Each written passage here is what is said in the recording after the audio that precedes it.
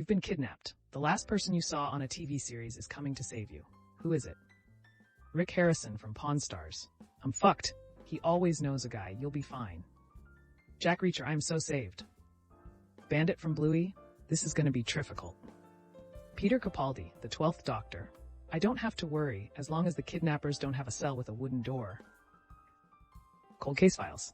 I'm fucked, but at least they'll find out who did it, eventually. Xena motherfucking warrior princess.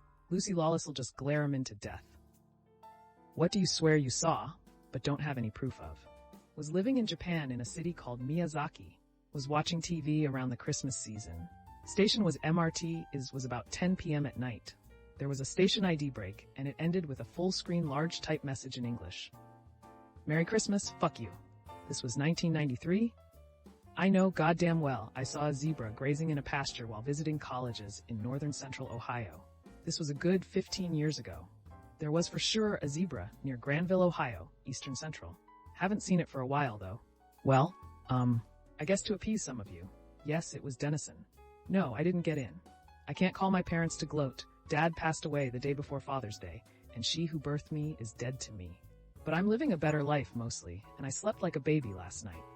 Motherfucker, I knew it! That's exactly where it was, and my parents wouldn't turn around.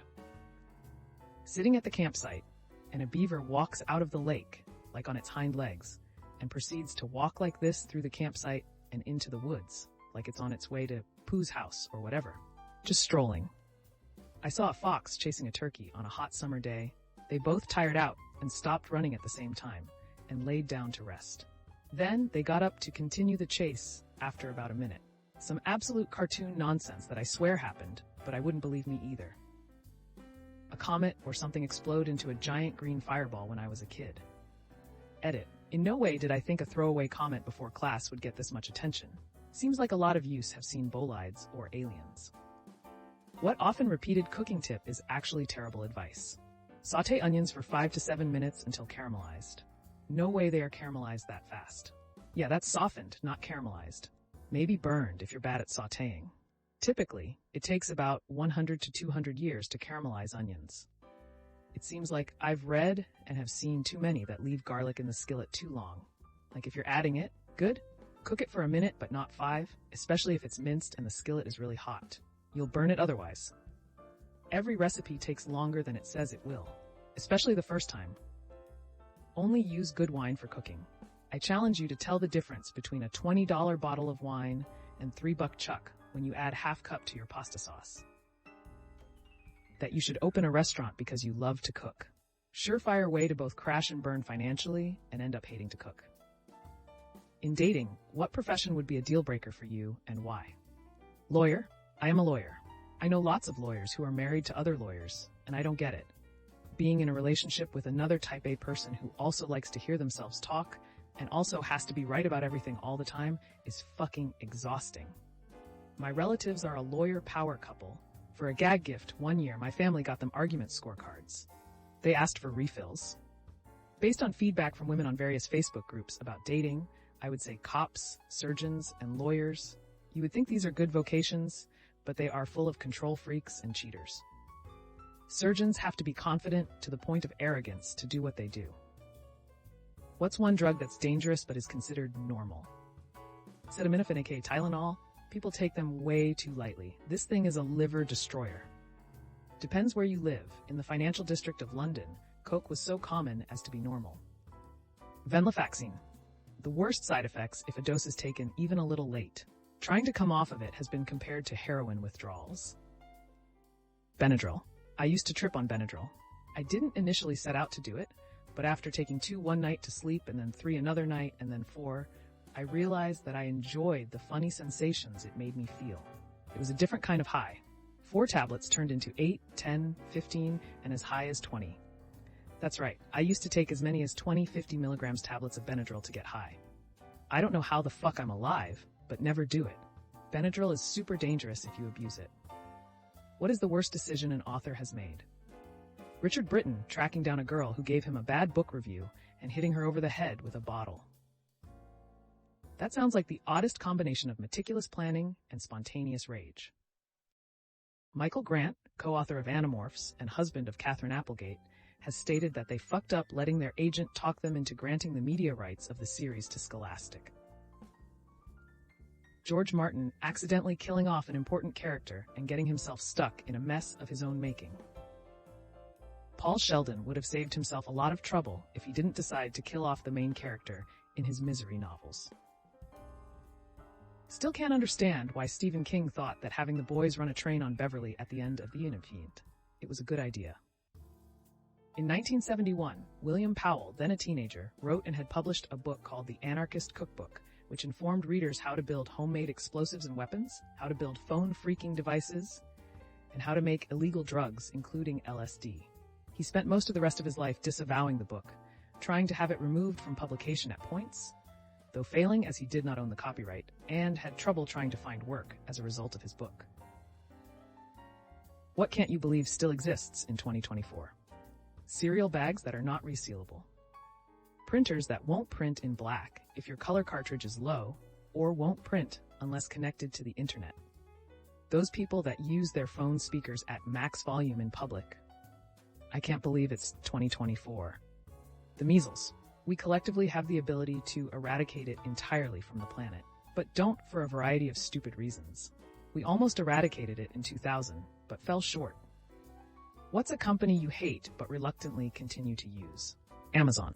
It makes me a little sad they're killing small and big business, but they're just too good at what they do. For me, it's three: Amazon, Disney Plus, and Walmart. I like Walmart. They're unapologetically cheap.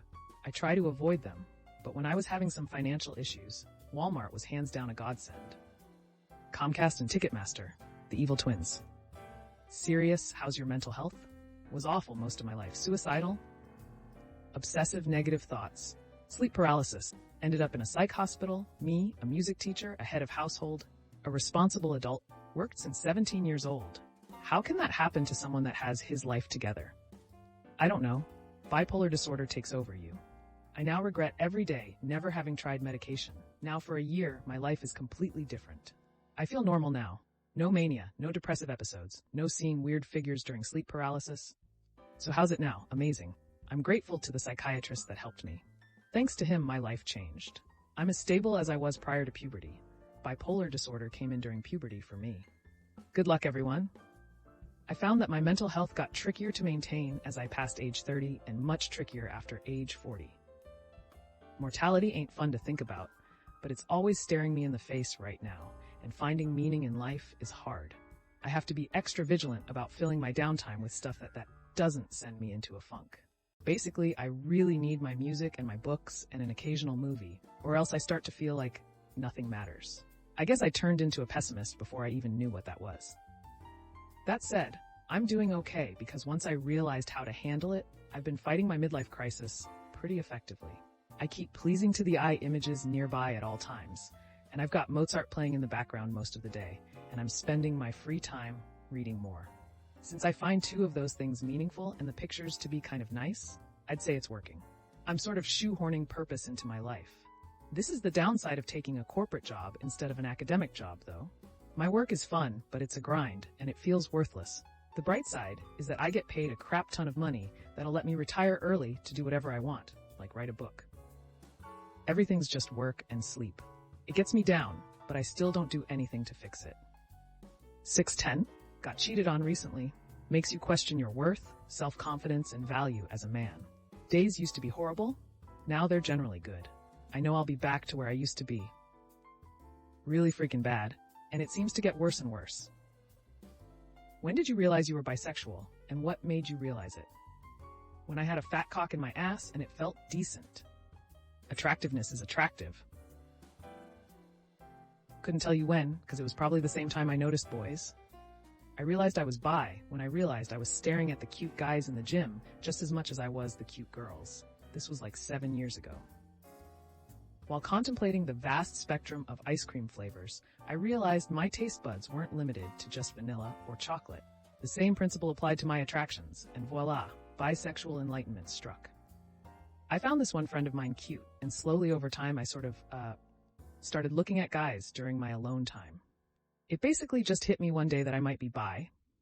I thought about for like maybe 5 seconds before thinking, nifty, and that was about it. When I was a small child, I was a bit flamboyant, and it caused me to have some traumas by very religious family members who would hit me for doing things they perceived as wrong. I spent a lot of time thinking there was something wrong with me. I was just a kid being a kid. In my early years, I mostly had little crushes or normal childhood interests in women girls my age, but a few confusing thoughts about guys.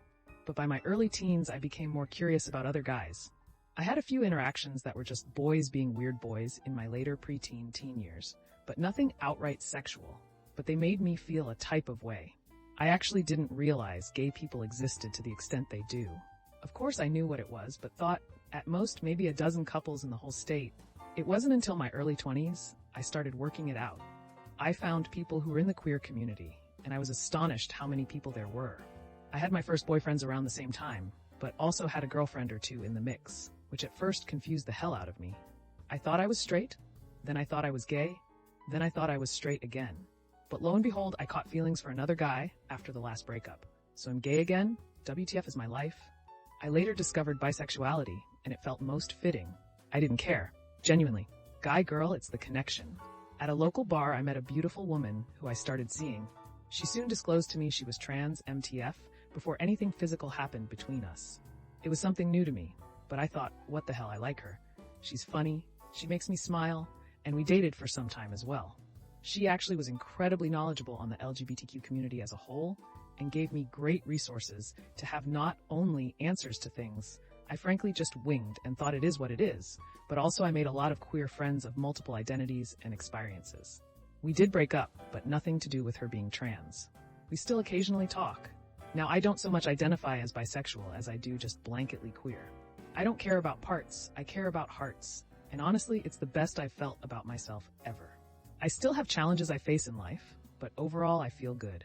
The only qualms are hate I did and still do experience, particularly in politics and a few isolated incidents.